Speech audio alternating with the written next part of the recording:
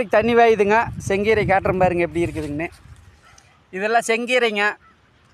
ஒரு சிறகு போட்டிருக்குறோம். அப்புறம் பார்த்திங்கன்னா சிறுகீரை இங்கே ஒரு சிறகு போட்டிருக்குறேங்க பாருங்க. இதெல்லாம் பிடுங்குற கண்டிஷனுக்கு வந்துருச்சு. இந்த தண்ணியில் பிடுங்கலாங்க சிறுகீரை. நம்ம இப்படித்தான் விவசாயம் பண்ணிகிட்ருக்குறேங்க. பாருங்கள் சிறுகீரை எப்படி இருக்குதுன்னு பாருங்கள். தெரியுதுங்களா சிறுகீரை? தெரியுதுங்களான்னு கேட்டுகிட்டே இருக்கிற சிறுகீரை விவசாயிங்குது. அப்புறம் பார்த்திங்கன்னா இந்தெல்லாம் வெண்டைக்காய் செடி, கத்திரி செடியெல்லாம் வச்சுருக்குறோம். பாருங்கள் சிறுகீரை பாருங்க எப்படி வந்திருக்குன்னு பாருங்கள்.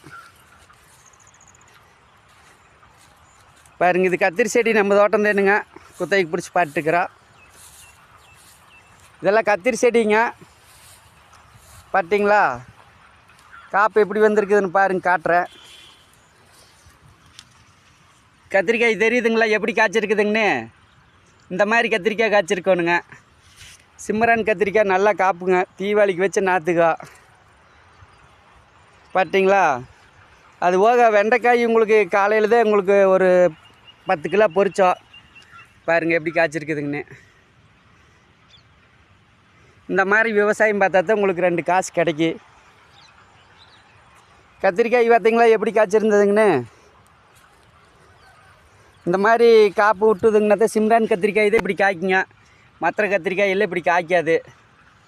பாருங்கள் எப்படி பூ எடுத்துருக்குது, காய் காய்ச்சிருக்குதுங்கன்னு. விவசாயத்தை பார்த்தீங்களா நம்ம விவசாயம்?